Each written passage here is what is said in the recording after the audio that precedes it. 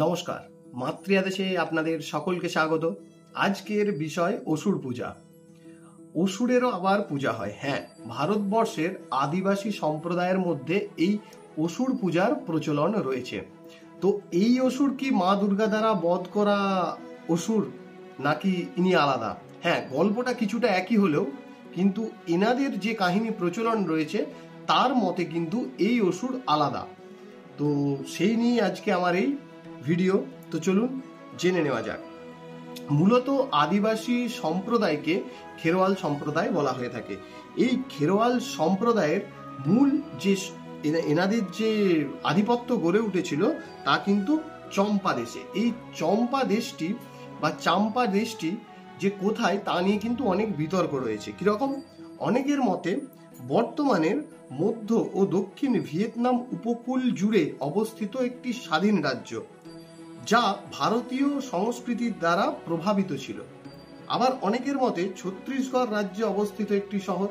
আবার অনেকের মতে বিহারের পূর্ব দিকের একটি অংশ, যাকে চাম্পা বলা হতো।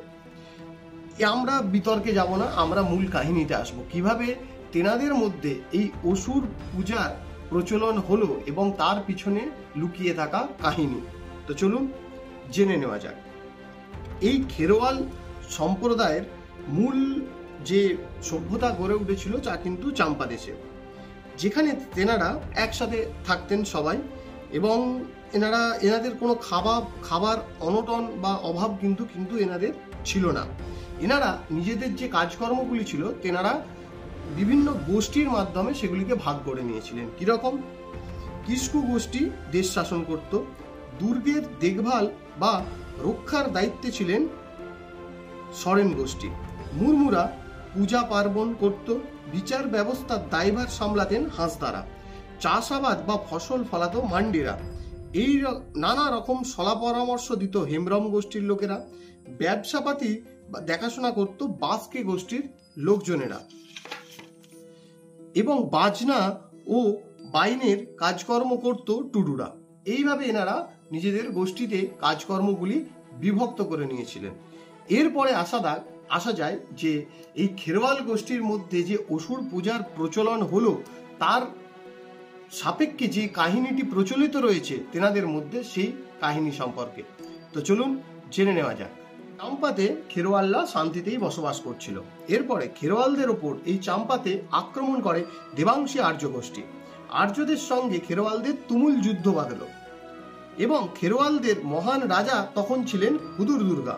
এই দুর্গা শব্দের অর্থ হলো যিনি দুর্গ পরিচালনা করেন, এবং হুদুর শব্দের অর্থ হলো বীর। হুদুর দুর্গা তার সেনাদের সাথে আর্যরা পেরে উঠছিলেন না। তখন আর্যদের চক্রান্তে হুদুর দুর্গার বিরুদ্ধে পাঠানো হলো দুর্গা নামে এক নারীকে। কিন্তু হুদুর দুর্গা মেয়েদের বিপক্ষে অস্ত্র ধরেন না।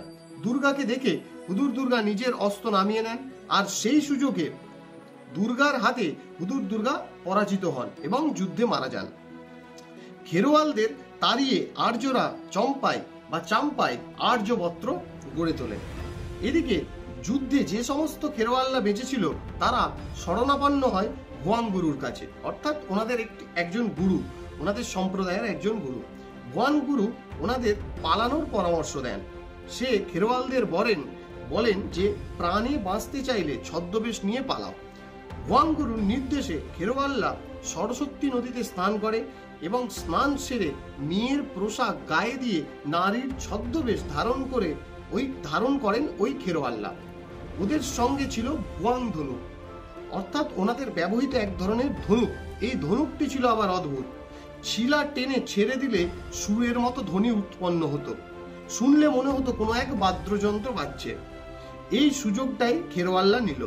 আর্যদের চোখে ফাঁকি দিয়ে ওরা ওই ভুয়াং ধনুক বাজাতে নাচ গান করতে করতে তারা ওই চাম্পা ত্যাগ করলেন বা চাম্পা ছেড়ে পালিয়ে গেলেন।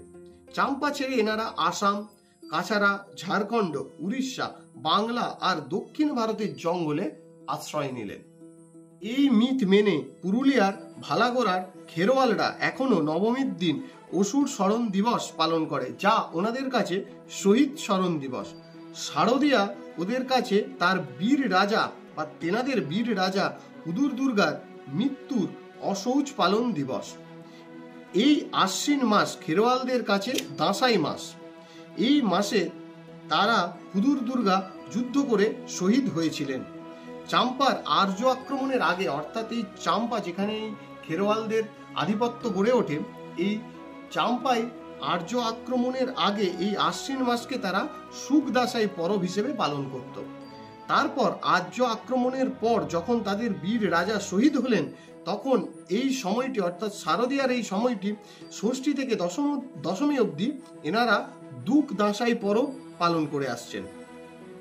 খেরোয়ালদের চাম্পা থেকে যেমন নারী বেশ ধারণ করে এনারা পালিয়ে গেছিলেন বা চাম্পা ছেড়ে দিয়েছিলেন, তো সেটি স্মরণ করে এখনো খেরোয়ালদের পুরুষরা দাঁসাই পরবে নারী বেশ ধারণ করে, ধুতি আদলে শাড়ি পরে, ব্লাউজ গায়ে দেয়, মেয়েদের মতো গয়না পরে, মাথায় পাগ বাঁধে, পাগে লাগানো ময়ূর পালক, নারী সেজে এরা বোয়াং, বাঁশি, কাঁসার, লিপুর, বানাম বাজিয়ে হাই হাই রব তুলে দাঁসাই নাচে নাচতে থাকে বা দাঁসাই নাচে নাচে। এই নাচ গান করতে করতে ওরা দাঁসাই পরবের সময় বাড়ি বাড়ি যে চাল ডাল টাকা ভিক্ষা করে সংগ্রহ করে নিয়ে আসে এবং ভিক্ষায় যারা যা কিছু পায় সেটা দিয়ে ওরা খাওয়া দাওয়া সারে। কিন্তু ভিক্ষাবৃত্তির কোনো খাবার তারা বাড়িতে ঢোকায় না, এমনকি দাঁসাইয়ের সময় ছাড়া অন্য কোনো সময় তারা ভিক্ষা করে না। আবার ঝাড়খণ্ডের অসুর সম্প্রদায়ের লোকেদের মধ্যে আরেকটি বিচিত্র রীতি চালু আছে। ওদের ওখানে অসুর সম্প্রদায়ের মধ্যে প্রচলিত মিথ অনুসারে মহিষাসুর মারা যাওয়ার সময় তার নাভি, বুক ও নাক দিয়ে রক্ত বেরিয়েছিল। এই স্মৃতি মাথায় রেখে ঝাড়খণ্ডের অসুর সম্প্রদায়ের লোকেরা সোহারাই উৎসব পালন করেন। সোহারাই উৎসব হয় ঠিক কালী পুজোর সময়। এই সময় ওরা করঞ্চার তেল নাভি, নাক এবং বুকে লাগায় এবং তাদের উৎসবের রীতিনীতি পালন করে থাকে। তবে পশ্চিমবঙ্গের সাঁওতাল জনগোষ্ঠীর মধ্যে সহরাই ও সহরয় বলে এই অনুষ্ঠান বা এই পরব অনুষ্ঠিত হয়ে থাকে। সেটাও কিন্তু মেদিনীপুর, বাঁকুড়া, পুরুলিয়ায় কালী পুজোর সময় অনুষ্ঠিত হয়ে থাকে এই একই পরব। তবে সেটা ঝাড়খণ্ডের সহরাইয়ের থেকে কিন্তু একেবারেই, ঝাড়খণ্ডে যেই উৎসবটি সহরাই পালন হয়ে থাকে অসুর নিয়ে, তার থেকে কিন্তু আমাদের এই পশ্চিমবঙ্গে যে সাঁওতাল জনগোষ্ঠীর মধ্যে যেই সহরাই পালন হয় তা কিন্তু একেবারে আলাদা। এইখানে সাঁওতালদের এই উৎসব মূলত, পশ্চিমবঙ্গে সাঁওতালদের উৎসব মূলত ধনসম্পদ বৃদ্ধি এবং গরু বাছুর বৃদ্ধির কামনার উৎসব। সহরাই এসেছে সাহার শব্দ থেকে। সাহার শব্দের মানেই হচ্ছে বৃদ্ধি পাওয়া। সাহারাই উপলক্ষে 5 দিন আমোদ প্রমোদ চলে সাঁওতাল সম্প্রদায়ের মানুষের মধ্যে। এই উৎসব মূলত হয় ফসল কাটার পরপরই। এই উৎসবে প্রথম 2 দিন হয় পূজা অর্চনা এবং পরের 3 দিন হয় আমোদ প্রমোদ। এই ছিল খেরোয়াল সম্প্রদায় গোষ্ঠীভূত এবং গোষ্ঠীতে প্রচলিত অসুর পূজার বিভিন্ন জায়গায় বিভিন্ন নীতিতে বা বিভিন্ন ভাবে পুজো হয়ে আসছে। অনেকে যে যেরকম ভাবে ওনাদের পূজা পার্বণ সম্পন্ন করেন সেভাবেই পুজো হয়ে আসছে।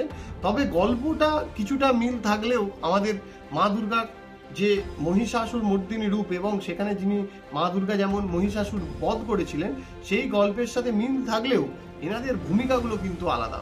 এনারা তাদের বীর যোদ্ধাকে স্মরণ করে বা তাদের শহীদ স্মরণ করে হুদুর দুর্গার উদ্দেশ্যে এনারা কিন্তু এই উৎসব পালন করে আসছেন।